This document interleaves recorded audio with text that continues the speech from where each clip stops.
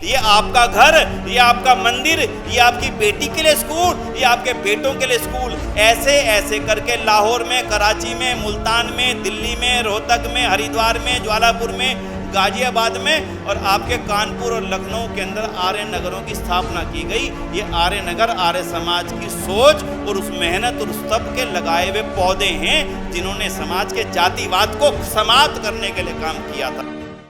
बंधुओं, यदि मैं आप सबसे एक शब्द कहूं अभिवादन के लिए, अगर आप मेरी तरफ देख पा रहे हो तो मैं हाथ जोड़ करके आपके सामने बोलता हूं नमस्ते जी, तो क्या आप उत्तर देंगे? आप बोलिए ना एक बार, नमस्ते जी। जब मैं आपसे पूछूं नमस्ते जी शब्द जो आज पूरी दुनिया में प्रचलित है, भारत की एक पहचान के रूप में प्रचलित है, हर व्यक्ति एक दूसरे के साथ नमस्ते करता है और प्रसन्न होता है। दुनिया का कोई भी बड़े से बड़े राजनेता हो, आज वो भी गले मिलने से बचता है, हाथ मिलाने से बचता है, माथे माथे टकराने से बचता है, गाल से गाल मिलाने से बचता है और अभिवादन के रूप में आज वो नमस्ते का उपयोग करता है। कोरोना काल में तो ये एक अहम जरूरत बन गई थी, जबकि एक दूसरे के साथ खड़ा होना भी मुश्किल था।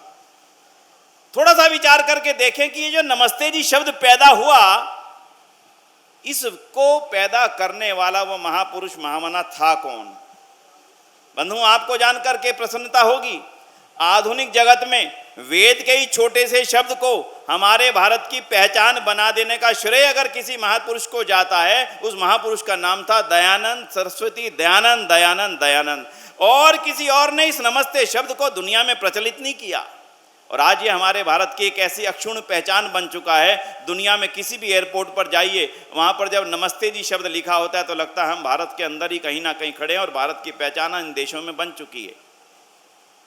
दयानंद ने कितना कुछ दिया अपने केवल 20 साल के काल में, उसकी तो 3-4 झलक मैं आपके सामने रखना चाहूँगा। बंधु, हमारे देश में आज बहुत सारी गौशालाएँ हैं और आपके बस्ती और बस्ती के आसपास भी बहुत सारी गौशालाएं होंगी। निश्चित रूप से हर गांव, कस्बे, शहर के अंदर छोटी बड़ी गौशाला होगी। लेकिन आज आपको इस बात की ऐतिहासिक जानकारी जरूर होनी चाहिए कि 1870 से पहले भारत के अंदर गौशालाएं नहीं होती थी, समाप्त हो चुकी थी। क्यों समाप्त हो चुकी थी? आप सब जानते हैं भारत में आजादी से पहले किनका राज था? अंग्रेजों का। उनकी गाय के प्रति क्या स्थिति थी? आप जानते हैं, मारते भी थे, खाते भी थे। और उससे पहले जिनका राज था उनकी भी यही परिस्थिति थी, मारना भी खाना भी, दोनों धर्म माना जाता था। पर बंधुओं, ऋषि दयानंद ने देश की आर्थिक व्यवस्था को बहुत बारीकी से समझा था। मेरी इन बातों को लेकर के जाइएगा आप। ऋषि दयानंद ने इन सब बातों को बहुत बारीकी से समझा था और देश की गरीबी का कारण भारत की कृषि का समाप्त होना मान लिया था और भारत की कृषि का समाप्त होने का कारण देश के अंदर गौ वंश की समाप्ति कारण मान लिया गया था। दयानंद ने गहराई से समझा, अगर देश का गौवंश नहीं बढ़ेगा, अगर देश का गौवंश और पशु इसी तरह से काटे जाते रहेंगे, देश गरीब दर गरीब होता जाएगा। और उस समय उन्होंने जो 3 सबसे बड़े काम किए थे, आज कम से कम आर्य जनता को इस सम्मेलन में बैठे हुए महानुभावों को जानकारी होनी चाहिए। सबसे पहला काम उन्होंने किया कि पहली बार किसी महापुरुष ने गौ की कहानी, यानी गौ के रुदन की कहानी, गौ के काटे जाने की जो अर्थव्यवस्था पर होने वाले प्रभाव था, उसको लिखने के लिए अपनी कलम का इस्तेमाल किया और एक ऐतिहासिक ग्रंथ की रचना कर दी जिसका नाम था गौ करुणानिधि। और गौ करुणानिधि के बाद में उन्होंने चाहा कि इस देश के अंदर गौ वंश का विष मिट जाए। उसके लिए उन्होंने महारानी के साथ में महारानी से 2 करोड़ हस्ताक्षर भेजने की बात रखी कि मैं सारे लोगों का हस्ताक्षर भेजें, सरकार से निवेदन करें कि हमारे देश से गौ वंश बचा रहे और गौ की रक्षा होती रहे।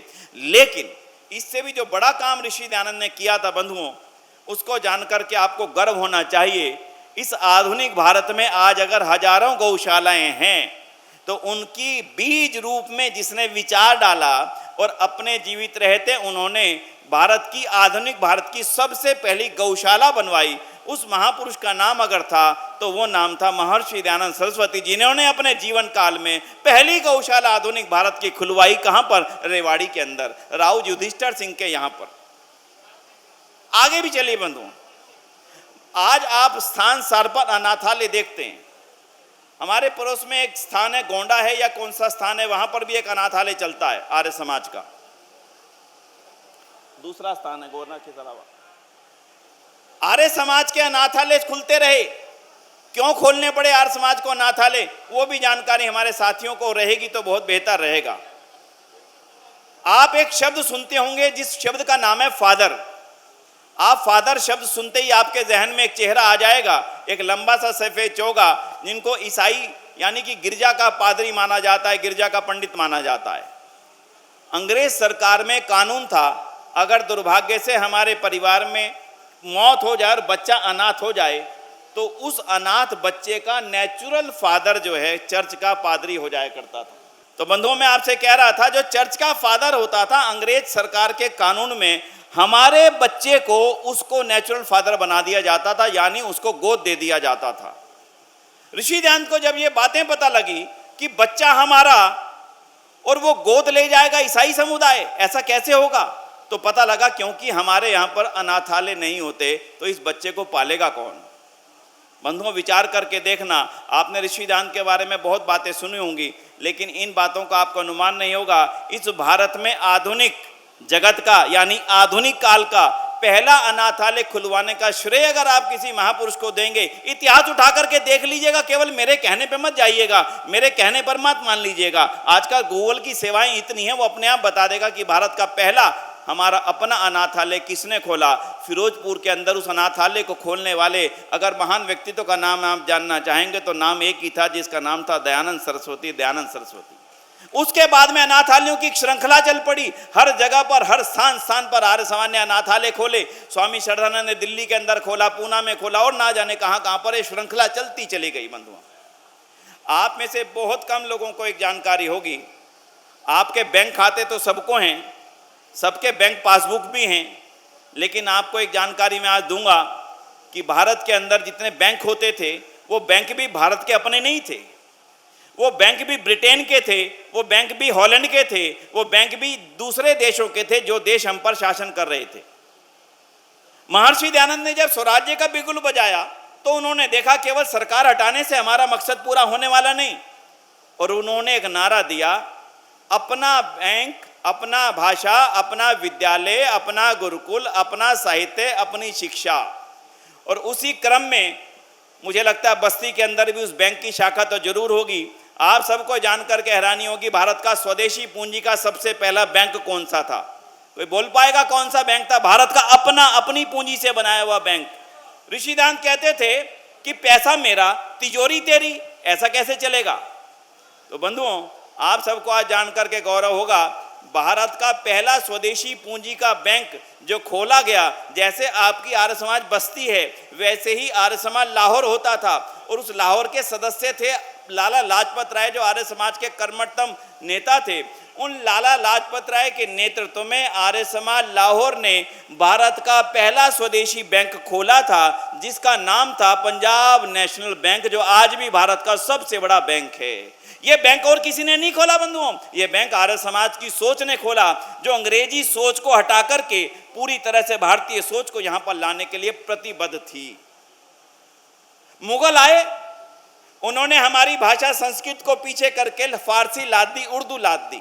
वो चाहते थे हमारी भाषा समाप्त हो जाए, हमारा साहित्य समाप्त हो जाए, हमारे विश्वविद्यालय जला दिए गए, हमारा साहित्य जला दिया गया, हमारी भाषा समाप्त करके, हमारे गुरुकुल समाप्त करके अपनी भाषा को हमारे ऊपर लाद दिया गया, और हमारे पूर्वज उसी भाषा को पढ़ते रहे। इसी क्रम में अंग्रेज आ गए। अंग्रेजों ने क्या किया?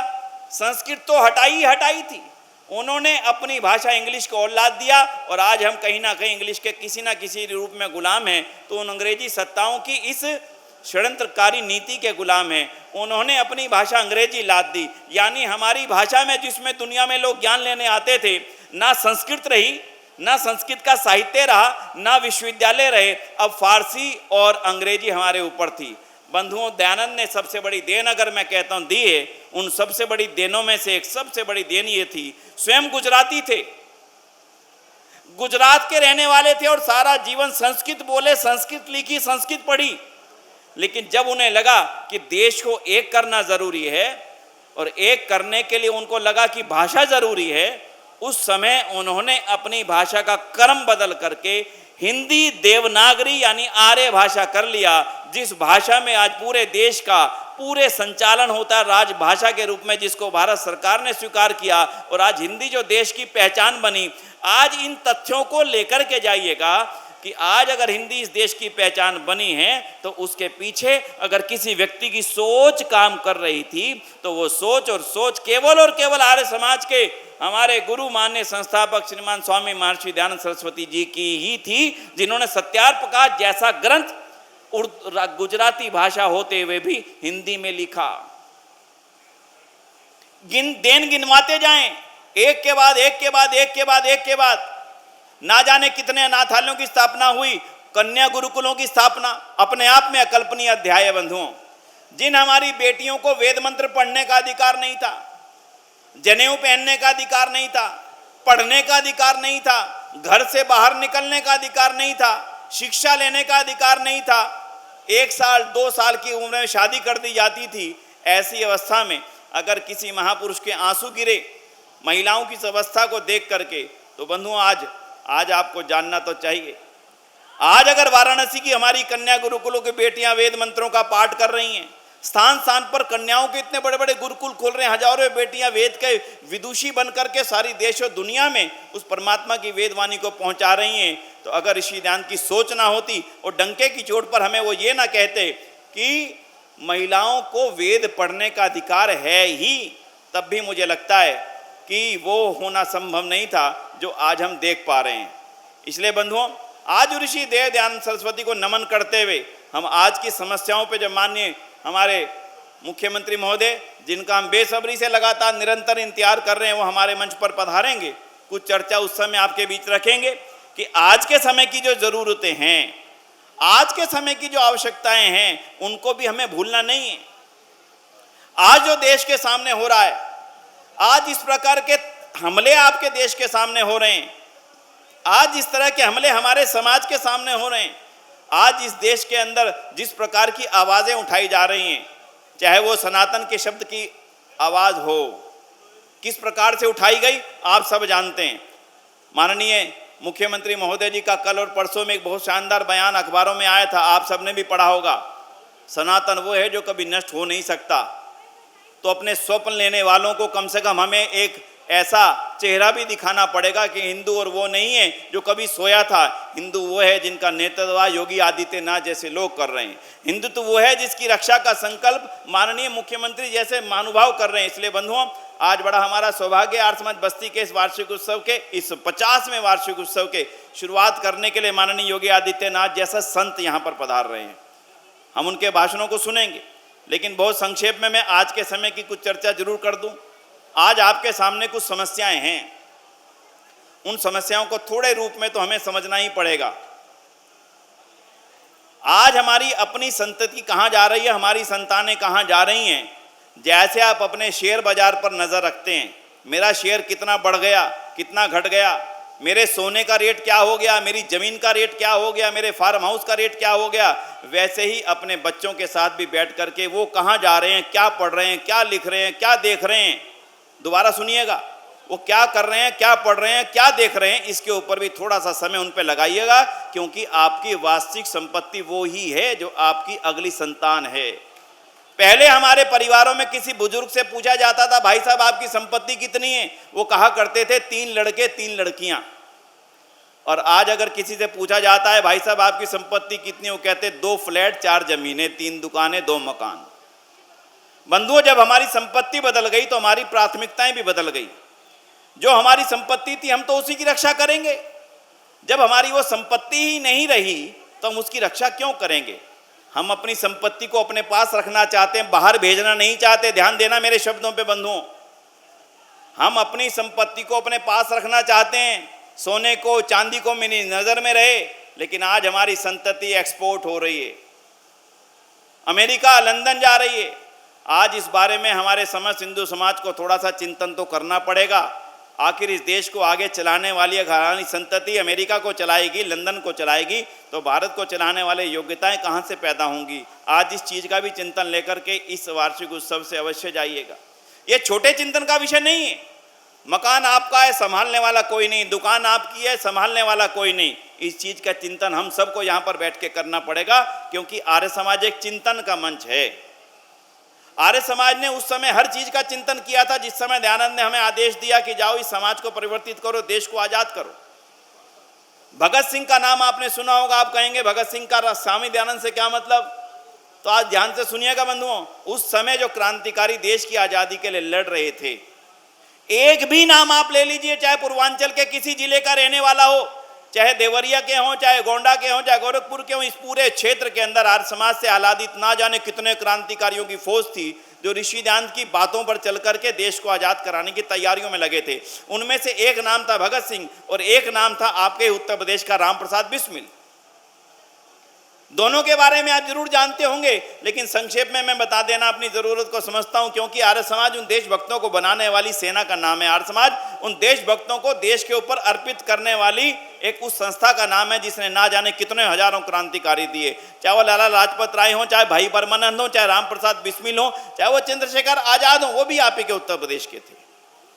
बंधुओं, सरदार भगत सिंह, उनके पूज्य पिता सरदार किशन सिंह और उनके पूज्य पिता सरदार अर्जुन सिंह वो शख्सियत थे जिन्होंने स्वामी दयानंद सरस्वती जी से अपने हाथों से यज्ञोपवीत ग्रहण किया था। और सरदार भगत सिंह को कभी कभी कुछ लोग कह देते हैं वो कम्युनिस्ट थे, वो ना जाने एथिस्ट थे, वो ईश्वर को नहीं मानते थे। लेकिन आज एक छोटा सा वाकया उनके खुद के पत्र का समझ करके जाइएगा, मेरे मानने से नहीं, दोबारा बोलता हूं, उनका खुद का लिखा हुआ पत्र क्या कह रहा है।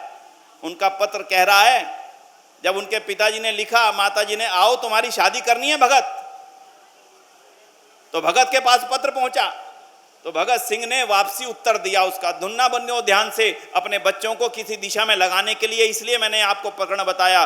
भगत सिंह के अंदर अगर देशभक्ति जागी तो अपने आप नहीं जागी, रात रात में किसी किताब को पढ़ करके नहीं जागी। वो आर्य समाज के बनाए हुए डीएवी कॉलेज में पढ़े लाहौर के अंदर, लाला लाजपत राय के बनाए हुए नेशनल कॉलेज में पढ़े, और जब माता को दोबारा पत्र लिखते हैं वो पत्र की भाषा सुनना।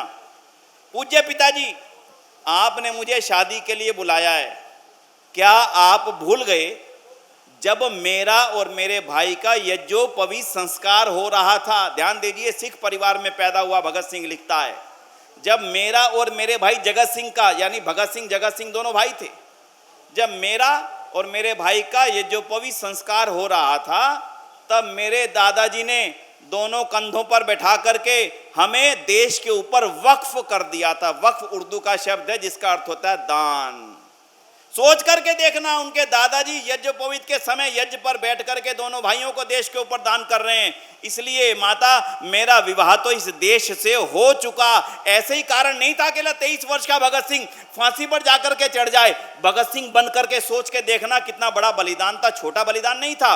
और चाहो देखना उसके बलिदान को तो भगत सिंह की माता बन करके महसूस करना, क्या 23 साल का नौजवान जाकर के चढ़ रहा है भगत सिंह फांसी के तख्ते पर। हजारों बार कहानियां सुनी होंगी, लेकिन वो देशभक्ति का जज्बा जिस कारण से उसके अंदर पैदा हुआ था, जो वो अग्नि उसके अंदर पैदा हुई थी बंधु, वो अग्नि आर्य समाज की ज्योति थी, वो अग्नि सत्यार प्रकाश की ज्योति थी, और वो ऋषि दयानंद की जलाई हुई वो ज्योति थी जो 150 साल बाद आज भी निरंतर प्रज्वलित हो रही है। और हमें और आपको उसको निरंतर प्रज्वलित करने का संकल्प यहां से लेकर के जाना है। ये आयोजन मात्र टेंट का आयोजन नहीं है, ये आयोजन मात्र, आप इस आयोजन को इस रूप में मत समझिएगा कि माननीय योगी जी आएंगे। माननीय योगी जी हमें मजबूत करने के लिए आ रहे हैं, हमें आगे बढ़ाने के लिए आ रहे हैं, हमें ऊर्जा देने के लिए आ रहे हैं, हमें आगे बढ़ने का संकल्प दिलवाने के लिए आ रहे हैं। जो ऋषि दयानंद की प्रेरणा 150 साल पहले मिली थी, उस ऊर्जा को हमने बरकरार रखते हुए आगे लेकर के चलना है।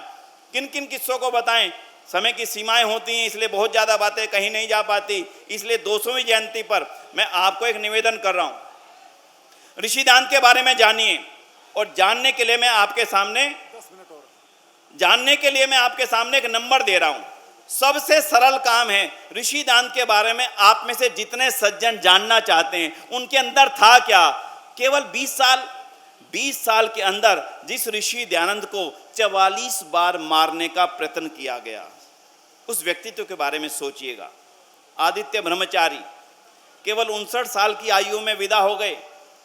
जिन्होंने जहर दिया, जिसने जहर दिया जगन्नाथ, उसको भी अपने हाथों से पैसे दे करके भगा दिया। दयानंद नाम को चरितार्थ किया, कहा जगन्नाथ तूने जहर दे करके पाप तो किया है, पर ये जहर तूने नहीं, तुझसे किसी ने दिलवाया है, इसलिए मैं तुझे दोषी नहीं मानता। पैसे देकर के नेपाल भगा देने वाला आदित्य ब्रह्मचारी, ऐसी दया का पात्र, ऐसी दया की भावना जिसमें हो, उनके बारे में मैं चाहता हूं आपके माध्यम से हजारों लोग ऋषिदान के जीवन को जान सकें, हजारों लोग ऋषिदान के जीवन को पढ़ सकें, उनके जीवन के बारे में जान सकें। आप में से जो नौजवान हैं उनको तो मैं इतना बात बताऊंगा, ऋषिदान का कद हम सब में जितने यहाँ पर बैठे हैं उन सब से बहुत ऊंचा था। ऊंचा का मतलब सामाजिक रूप से जो था वो तो कितना ऊंचा था हिसाब नहीं है, लेकिन अगर शरीर की कदकाठी के रूप में देखें तो आज आप लिख करके लेके जाना उस ऋषिदान का जो आदित्य ब्रह्मचारी था, रेती पर, गंगा की रेती पर सोता था, एक ईंट सर के नीचे, एक ईंट पांव के नीचे लगा करके जिसने अपना सारा जीवन बिता दिया। अपने लिए कुछ लिया नहीं, मांगा तो ठुकरा दिया, अपना घर नहीं बनाया, आश्रम नहीं बनाया, इस देश को, इस देश की जनता को सब कुछ समझा। उस आदित्य ब्रह्मचारी का कद था वो भी अपने आप में लजाने के लिए पर्याप्त था। 6 फुट 9 इंच ऊंचे कद के एक महाबलिष्ठ ब्रह्मचारी के रूप में ऋषिदान जी संसार में थे। सोच के देखिएगा, 6 फुट 9 इंच ऊंचा कद, इतना बलिष्ठ हुआ, कोई खाने का साधन नहीं था। कई बार ऋषिदान अपनी आत्मकथा में लिखते हैं, मैंने संकल्प ले लिया कोई देगा तो खाऊंगा, मांगूंगा नहीं। 2 दिन कुछ मुझे कोई देने नहीं आया, तीसरे दिन बैंगन दिए, मैंने वो बैंगन के बैंगन खा लिए, क्योंकि मेरे अंदर का संकल्प था कि मैं मांगूंगा नहीं। और ऐसा ब्रह्मचारी, कितनी कहानी आई, लोगों ने पूछा स्वामी जी आप ब्रह्मचर्य की बड़ी कल्पना किया करते हैं, कभी उनका कुछ दिखाइए तो सही, ब्रह्मचर्य होता क्या है। स्वामी जी ने कहा ब्रह्मचर्य ऐसे प्रदर्शित करने की वस्तु नहीं है। थोड़ी ही देर बाद वो चल पड़े, जो राजा आए थे बात करने, देखते हैं 4 घोड़ों की बग्गी चलने को तैयार नहीं है, घोड़े पैर उठा रहे हैं आगे से, पीछे देखते हैं तो स्वामी दयानंद उनके रथ को पकड़ करके खड़े थे। ऋषि दयानंद अगर प्रदर्शन करते होते वो अलग तरह के विद्वान होते, लेकिन ब्रह्मचर्य के ऊपर जब चैलेंज किया गया तो ऋषि दयानंद को सहन नहीं हो पाया। ऐसे आदित्य ब्रह्मचारी को शत शत नमन करते बंधुओं, उनके जीवन के बारे में जानने के लिए मैं आपको एक नंबर दे रहा हूं, आप वो नंबर अपने मोबाइल में नोट कर लीजिए और मुश्किल से मुश्किल 10 सेकंड के अंदर ऋषि दयानंद की सारी जानकारी आपके मोबाइल पर आ जाएगी। और नंबर भी बड़ा सरल है, सबसे सरल है, 8447, बस इतना याद रखना आपने। दोबारा बोलता हूँ 8447, तीसरी बार बोलता हूँ 8447 लिख लीजिए, आगे 200 200, उनकी 200वीं जयंती चल रही है, लोगों आपने हर जगह पर देखें। 8447 200 200 पर केवल कॉल करिए, कॉल करते एक एसएमएस आ जाएगा आपको, उस एसएमएस के माध्यम से आप ऋषि दयानंद के ग्रंथों को, ऋषि दयानंद के जीवन को, ऋषि दयानंद के मान्यताओं को, ऋषि दयानंद को दिए गए कितनी बार जहर दिए गए, कहाँ कहाँ पर उनका घूमना हुआ, पूरे देश का उन्होंने जो पूरा दौरा किया, वो सारी की सारी जानकारी, उनके अंदर के भाव सारे आपके पास पहुंच जाएंगे बंधुओं।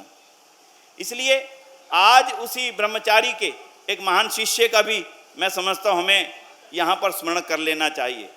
आपने डीएवी कॉलेज का नाम तो जरूर सुना होगा, क्योंकि उत्तर प्रदेश के लगभग हर बड़े शहर के अंदर डीएवी कॉलेज है।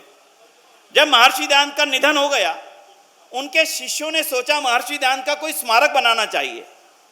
तो सोचा स्मारक कैसा बने, कोई पत्थर का बने, कोई बहुत बड़ी लाट बनाई जाए, लेकिन उनके शिष्यों ने निर्णय किया ना, ऋषि दयानंद का स्मारक ऐसा बने जिससे हजारों लोग ऋषि दयानंद की मान्यताओं के होकर के आगे दुनिया में अपने उनके कार्यों का प्रचार प्रसार कर सकें। तो ऋषि दयानंद की स्मृति में एक संस्थान का निर्माण हुआ था। बंधुओं, बहुत कम लोग जानते हैं, मैं कई बार बच्चों से पूछता हूँ बेटा डीएवी का मतलब मालूम है, नहीं बता पाते, आपको तो जानकारी हो। डीएवी का मतलब है दयानंद एंग्लो वैदिक, जिनके शिष्यों ने उनकी स्मृति में एक ऐसी लंबी श्रृंखला खड़ी करी। आज देश और विदेश के अंदर 1000 से ज़्यादा डीएवी कॉलेज हैं और उनके शिष्यों द्वारा स्थापित पूरे भारत में 1500 दूसरे आर्य कन्या महाविद्यालय, आर्य कन्या विद्यालय, जिनमें से एक विद्यालय आपके बस्ती के अंदर भी चलता, दयानंद माध्यमिक विद्यालय। विचार करके देखेगा, छोटी सी प्रेरणा पर हजारों अनाथालय खुले, हजारों स्कूल खुले, और आज आर्य समाज के स्कूलों में पढ़ने वालों बच्चों की संख्या पूछेंगे तो आपको भी गर्व होगा। 1 करोड़ बच्चे, 40 लाख बच्चे पढ़ते हैं डीएवी स्कूल, डीएवी कॉलेज और गुरुकुल कांगड़ी जैसी संस्थाओं में, और 60 लाख बच्चे पढ़ते हैं आर्य समाज के चलाए हुए स्कूलों में। सोच करके देखना, एक छोटी सी ऋषि दयानंद की सोच ने करोड़ों करोड़ बच्चों को पढ़ा करके ना जाने इस देश को कहां से कहां पहुंचा दिया। बंधुओं, आज ऋषि देव दयानंद को नमन करते हुए उनके महान शिष्य गुरुकुल कांगड़ी के संस्थापक स्वामी श्रद्धानंद का स्मरण भी जरूरी है। क्यों जरूरी है? इसलिए जरूरी है कि आज उनकी चलाई हुई एक जो सोच थी, जिसके कारण से उनका बलिदान हुआ, वो सोच थी घर वापसी, शुद्धि। स्वामी श्रद्धानंद अंग्रेज परस्त हो चुके थे। सब कुछ खराब शराब, जो भी कुछ जीवन में बुराइयां आती हैं, सब उनके अंदर आ चुकी थी। और उनके पिता, जो हमारे बहुत भाई यहाँ पर सेवा कर रहे हैं इस समय पुलिस के रूप में, उनके पिता अंग्रेज पुलिस में कोतवाल थे, बरेली के अंदर। चाहते थे बेटे का थोड़ा रुख परिवर्तित हो जाए। उन्होंने स्वामी दयानंद की कथा की व्यवस्था की सारी और सुना। सुनने के बाद उनको लगा इन महापुरुष से अपने बेटे को मिलवाना चाहिए। उन्होंने कहा, बेटा शाम को कथा हो रही है ऋषि दयानंद की, तुम भी जाकर के सुन के आना। तो बोले, किस भाषा में बोलते हैं? उनके पिता ने कहा, संस्कृत में बोलते हैं। मुंशी राम ने कहा, संस्कृत बोलने वाला कहाँ का विद्वान होगा? फिर भी पिताजी आज्ञा थी, चल दिए। जाकर के जब महर्षि दयानंद के व्याख्यान को सुना, ऋषि दयानंद के उस व्याख्यान को सुनने के बाद स्वामी श्रद्धानंद अपने हाथों से लिखते हैं अपनी आत्मकथा। उसमें वो लिखते हैं कि जैसे ही मैंने जीवन में पहली बार किसी एक ऐसे महापुरुष को देखा जो संस्कृत में बोलता था, लेकिन संस्कृत में इतना धारा प्रवाह और विज्ञान की बातों को बोलने वाला जीवन में मैंने पहली बार सुना। आज तक संस्कृत में मैं केवल धर्म के कर्मकांड पढ़ा करता था, लेकिन संस्कृत में विज्ञान भी है, ये जानकारी मुझे पहली बार हुई। और उसकी वो मूर्त देख करके, उनकी वो सूरत देख करके मेरे जीवन के अंदर ऐसी झंझनाहट हो गई कि मुझे अंदर से तड़पन हुई कि शायद मैं किसी आज गलत रास्ते पर हूँ। पिताजी ने आज मेरे पर बड़ा उपकार किया है कि इनके महापुरुष के दर्शन करने भेजा। फिर कहते हैं 2 दिन लगातार गया, लगा कि स्वामी दयानंद जो कहते हैं वो असली है नहीं, पता लगाना चाहिए। अपनी आत्मकथा में स्वामी श्रद्धानंद लिखते हैं, कहते हैं कि स्वामी जी बोला करते थे, मैं 3 बजे उठ करके सैर को चला जाया करता हूँ। मैं और मेरा दोस्त जाकर के जहाँ स्वामी महाराज रुके थे बरेली के अंदर, वहाँ बैठ गए। और जैसे ही 3 बजे एक सोटा उठा करके, तुम्बा उठा करके, छोटी सी कॉपिन बांध करके ऋषि दयानंद का 6 फुट लंबा कद, 6 फुट 9 इंच लंबा कद चला, तो हम और मेरे साथी उनके पीछे पीछे चलने लगे। और थोड़ी ही देर में स्वामी दयानंद के कदम इतने तेज हो गए कि वो चलते थे और हम भागते थे। और उनकी चाल इतनी तेज हो गई कि वो मेरी आंखों से ओझल हो गए। और ओझल होने के बाद में हमें बड़ा मलाल हुआ। अगले दिन हम वहां पर जाकर के बैठे जहां से वो ओझल हुए थे। वहां से बैठ करके हमने उनका पीछा किया। पीछे से आकृति आती दिखाई दी, हम उनके पीछे हो लिए। बैठ करके जैसे हमारे पास से निकले, हम उनके पीछे पीछे हो करके, और जो उन्होंने जाकर के वहां पर एक योग की क्रियाएं की, व्यायाम किया और 1.5 घंटे तक अक्षुण्ण ध्यान लगाया, उसको देख करके मेरा जीवन पूरी तरह परिवर्तित हो चुका था। बंधुओं, अपने जीवन की सारी संपत्ति दे करके, अपने बच्चों को दे करके, जिन्होंने गुरुकुल कांगड़ी स्थापना की, ऐसे उस महामना का नाम स्वामी श्रद्धानंद जी महाराज था। बंधुओं, सोच करके देखना, विचार करके देखना, कोई छोटा त्याग नहीं था। उनके शिष्यों का 1 त्याग, 2 त्याग, 4 त्याग करते चला जाऊं। वो महात्मा हंसराज, उनकी भी छोटी सी चर्चा जरूर करेंगे। आज का दिन है, जो महात्यागी आज हमारे बीच में यहाँ पधारने वाले हैं कुछ क्षण में, उन्होंने भी अपने जीवन का जिस प्रकार से त्याग किया, ऋषि दयानंद का त्याग बंधुओं कहीं ना कहीं हजारों लाखों लोगों को प्रेरणा दे गया। वो स्वामी श्रद्धानंद जी महाराज अपने घर पर जालंधर में बैठे थे। बेटी को सुना, बेटी स्कूल से आई। बेटी क्या बोल रही थी? ईसा ईसा बोल तेरा क्या लगेगा मोल, ईसा तेरा राम रमैया, ईसा तेरा कृष्ण कन्हैया। स्वामी श्रद्धानंद ने सुना, मेरी बेटी है क्या गा रही है? बेटी किसने याद कराया तेरे को? बोली कि विद्यालय के अंदर याद कराया। स्वामी श्रद्धानंद को लगा हमसे भूल हो रही है, हम अपनी बेटियों के लिए स्कूल नहीं खोल पा रहे हैं, और ईसाई अपने स्कूलों में हमारी बेटियों को ये सिखाएंगे, ईसा ईसा बोल तेरा क्या लगेगा मोल। उसी क्षण निर्णय ले लिया, बेटियों के लिए स्कूल खुलेगा। मेरी बेटी आज के बाद ईसाइयों के स्कूल में पढ़ने नहीं जाएगी। और तत्काल जालंधर के अंदर कन्याओं के विद्यालय की स्थापना कर दी गई। नेट पर डाल करके देखना, भारत का सबसे बड़ा कन्या महाविद्यालय किसी राज्य में है तो उसका नाम है जालंधर कन्या महाविद्यालय जालंधर, जिसमें 8000 कन्याएं पढ़ती हैं। 8000, आप कल्पना करके देखना। पहला कन्या महाविद्यालय था बंधुओं, और पहला ही कन्या महाविद्यालय के साथ में उसकी एक और विशेषता थी कि उसके अंदर हॉस्टल खोला गया था।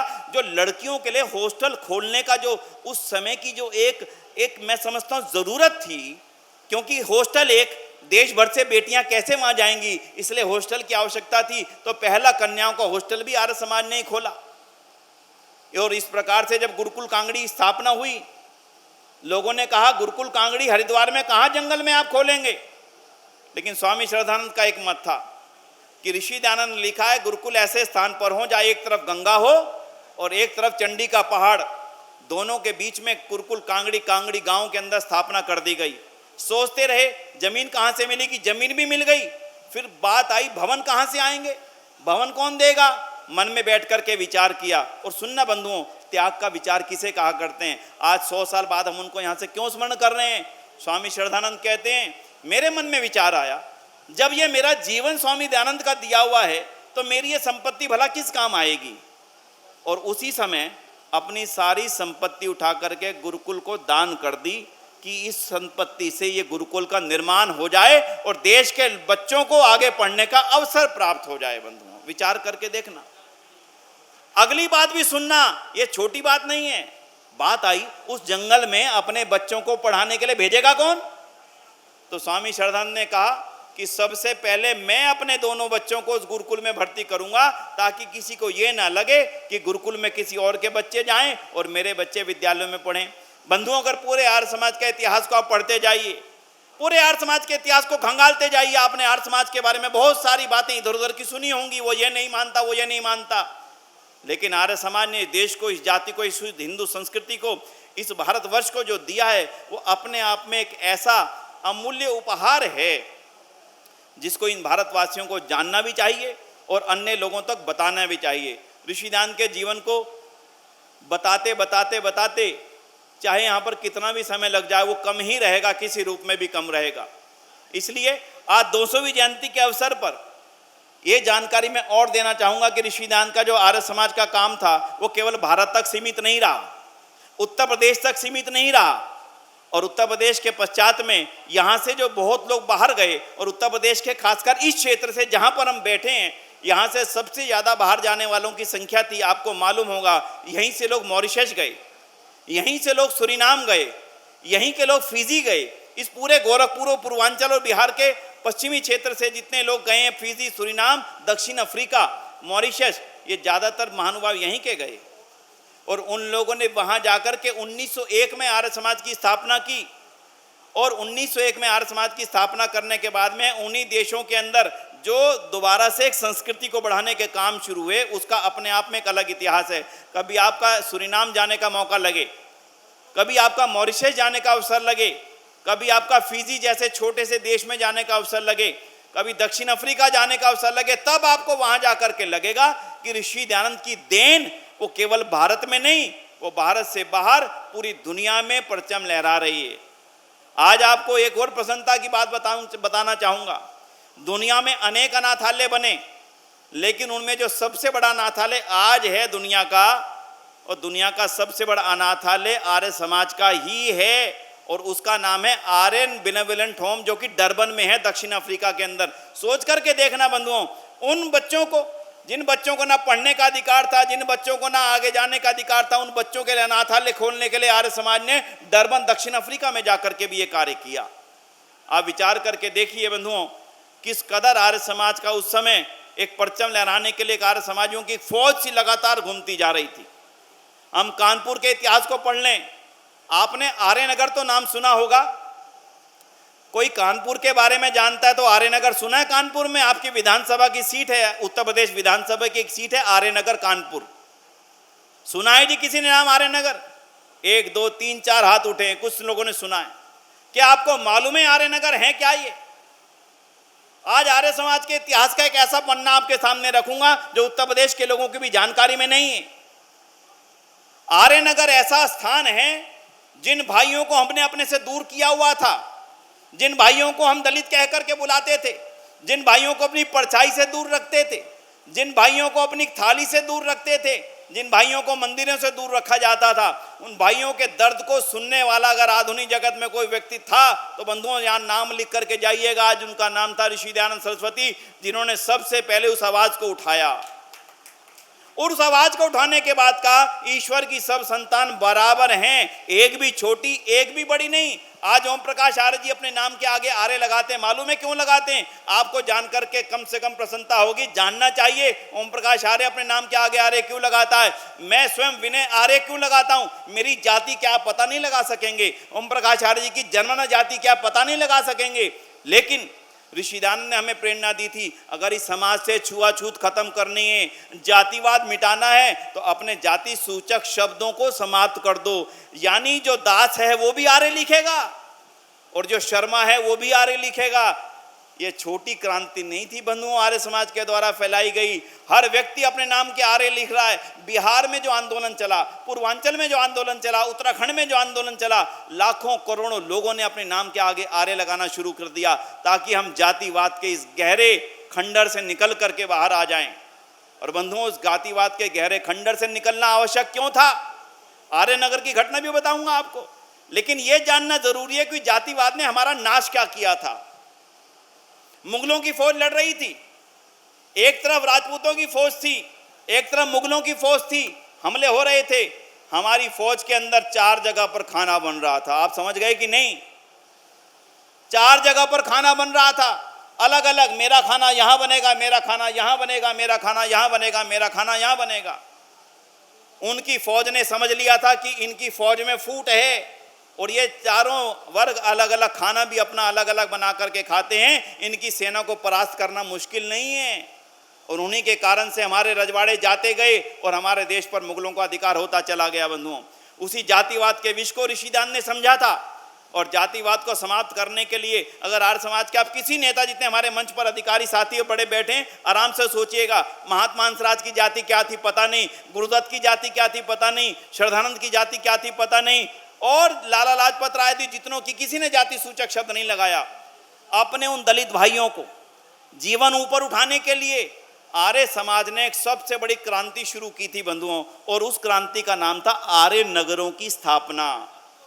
आर्य समाज की अखिल भारतीय शुद्धि सभा, अखिल भारतीय दलितोद्धार सभा, सार्वदेशिक सभा और प्रांतीय सभाओं ने बड़ी बड़ी जमीनें खरीदी, उनके अंदर प्लॉट काटे, उनके अंदर मंदिर बनाए और बच्चों के लिए और बेटियों के लिए स्कूल बनाए, और इस पूरी की पूरी सोसाइटी का नाम आर्य नगर रखा और उनको कहा कि अब हम आप हमारे भाई हैं, ये आपका घर, ये आपका मंदिर, ये आपकी बेटी के लिए स्कूल, ये आपके बेटों के लिए स्कूल। ऐसे ऐसे करके लाहौर में, कराची में, मुल्तान में, दिल्ली में, रोहतक में, हरिद्वार में, ज्वालापुर में, गाजियाबाद में और आपके कानपुर और लखनऊ के अंदर आर्य नगरों की स्थापना की गई। ये आर्य नगर आर्य समाज की सोच और उस मेहनत और उस तप के लगाए हुए पौधे हैं, जिन्होंने समाज के जातिवाद को समाप्त करने के लिए काम किया था। बंधुओं, सोच करके देखना आर्य समाज के वो काम, क्या अभी आप कभी आप जान पाए आर्य समाज के वो काम? मुझे लगता है जो ये गैप था, ये आज के इस सत्र में कहीं ना कहीं थोड़ा सा पूरा होना चाहिए। बंधुओं, आर्य नगरों को बसाना अपने आप में कितना बड़ा कदम था। एक महात्मा नारायण स्वामी जी आपके क्षेत्र के उत्तर प्रदेश के बहुत बड़े आर्य समाज के नेता हुए, उन्होंने एक घटना लिखी है बंधुओं, वो घटना आपको आज जरूर सुनाऊंगा। छोटी सी घटना है। महात्मा आनंद स्वामी जी आर्य समाज के लीडर थे। उन्होंने सोचा कि अब मैं शांति से अपना जीवन निर्वाह करूंगा। और अभी उत्तर प्रदेश का भाग था उत्तराखंड में, आज वो अलग हो चुका उत्तर प्रदेश से, लेकिन वहां एक स्थान है रामगढ़ तल्ला।